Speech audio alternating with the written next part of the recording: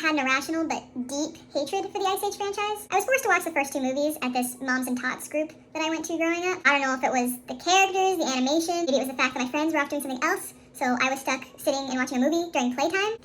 But anyway, I was not having a great time. I was also not the kind of kid that could just casually sit and watch a movie. No, I was invested. Even if I didn't like it, I knew what was happening, I knew the characters, I knew the motivation, I knew the plot. I would sit there till the movie was over. But I vowed to myself, I said, I'm never going back and rewatching these movies, and I'm never watching any sequels that come out. These are mature thoughts for a 4-year-old, but I was committed. Cut to a few years later, I'm in my friend's car. It was one of those fancy minivans that we all loved as kids. It had the TVs, and the headrests, and the kids, you could watch movies while you were driving in the car. Okay, that was crazy to me. I'm going on this drive with my friends, we're gonna watch a movie while we drive, this is amazing! And what movie do they put on?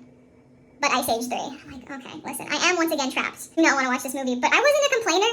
I wasn't a spoiled brat for the most part as a kid, so I didn't complain or ask to watch another movie. I was like, okay, fine. Let me tell you, I did, in fact, still hate it. Except for Buck Wild, okay? That character was hilarious and was the reason that I survived watching the whole entire movie. Now, cut to a few more years later. I am in middle school, and I won some sort of, I don't know if it was attendance or good grades award party. You know the drill. I got to skip class from this time to watch a movie and have a pizza party.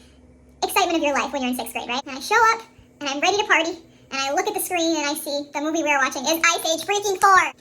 This is my reward for whatever good thing I did, is I have to watch the 4th Ice Age movie. I was cursed. I was convinced that I was cursed. So we're sitting and watching, I'm eating my stupid pizza while I watch this stupid movie. And I'll admit, for the first time ever watching an Ice Age movie, I was actually kind of enjoying it. And keep in mind, I'm not confused as to what's going on or who these characters are. I've seen the previous 3 movies against my will, and this one still was sort of still against my will. I wasn't going to leave the pizza party, obviously, gosh. But cut to a few years later, and Ice Age 5 comes out in theaters, and at that point, I'd seen the other 4 movies. I was ready to break my vow. I willingly went to the theater as an older teenager, okay? The theater was probably just full of kids and their moms, but I showed up. I'm invested in this universe now, and I'm gonna see what happens in Ice Age 5. And you know what?